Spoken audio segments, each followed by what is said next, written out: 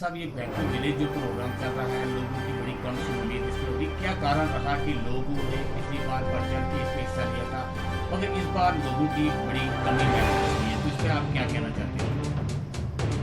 आपका शुक्रिया।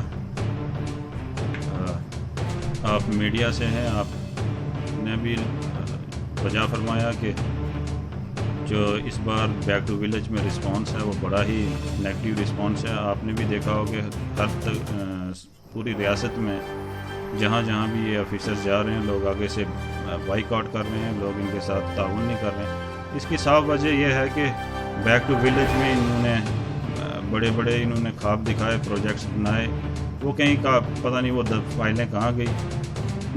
एक ग्राउंड पे कहीं भी किसी पंचायत में एक काम तक नहीं हुआ अभी, ना बैक टू विलेज फर्स्ट का, ना सेकंड का, अब ये थर्ड। मुझे समझ नहीं आती कि अगर ये काम करना नहीं चाहते, इनसे काम हो नहीं रहे, फिर ये बैक टू विलेज का इसका मकसद क्या है? ये तो सिर्फ लोगों को बेवकूफ़ बनाना है। असल में जो है वो जो ये गवर्नर एडमिनिस्ट्रेशन है यहाँ रियासत में, ख़ास तौर पर जो बीजेपी की सरकार है पूरे हिंदुस्तान में, वो कश्मीर में और बाकी पूरे हिंदुस्तान में नाकाम हो चुकी है। अपनी नाकामी को छुपाने के लिए ये ऑफिसर्स का इस्तेमाल करके लोगों को इंगेज करना चाहते हैं। लोग अब समझ चुके हैं कि ये असल में जब ये नाकाम हो चुके हैं तो ये अपनी नाकामियाँ छुपाने के लिए हमारे पास आते हैं, हमें इंगेज करते हैं। कभी जन दिवस, कभी किसी नाम पे, होता कुछ भी नहीं है। आपने देखा होगा कि जन दिवस में इन्होंने क्या किया, वही ऑफिसर जो अपने ऑफिस में बैठ कर एक सर्टिफिकेट इशू करता था तहसीलदार, उसको वहाँ आके एक ग्राउंड में बिठा दिया। उस सिवाय उस सर्टिफिकेट के वहाँ कुछ अचीवमेंट तो हुई नहीं, ना लोगों के कोई काम हुए, ना कोई डेवलपमेंटल वर्क या कुछ इशू भी एड्रेस नहीं हुए। आज आप देख रहे हैं कि हिंदुस्तान में क्या हालत है, रेप्स हो रहे हैं, और बीजेपी की जहाँ सरकार है यूपी में, रातों रात एक बच्ची जो विक्टिम थी उसकी डेथ होती है और छुप के उन्होंने उसका अंतिम संस्कार कर दिया। ये हालत हो रही है हिंदुस्तान में। इन सारी चीज़ों पे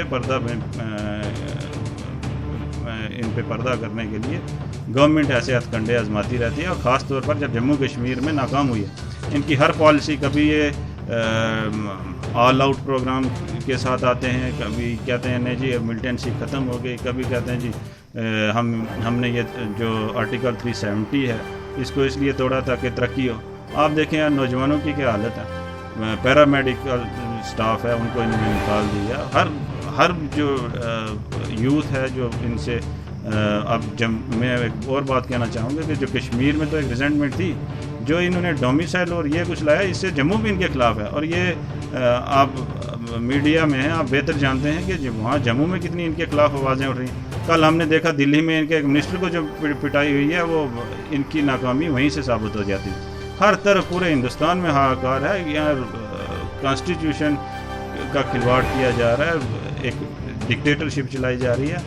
तो यहाँ भी जम्मू कश्मीर में इन्होंने यही कुछ करने की कोशिश की। अलबत्ता जब लोगों की रिजेंटमेंट हुई तो इन्होंने ये अब कभी बैक टू विलेज जन दिवस या कुछ ऑफिसर्स का इस्तेमाल करके ये दिखाना चाहते हैं कि वहाँ सब ठीक है, हालांकि यहाँ सब ठीक नहीं है। लोग नालां हैं गवर्नर एडमिनिस्ट्रेशन से।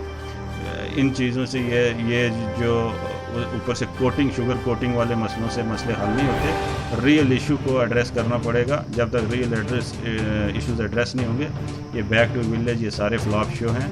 लोग इनका बाइकआउट कर रहे हैं। लोग तो मजाक बना रहे हैं। ये जो ऑफिसर्स गांव में जाते हैं, लोग कहते हैं किस लिए आए दोस्त, आप ऐसे सैर करने आना था तो ऐसे आ जाते, ये इतना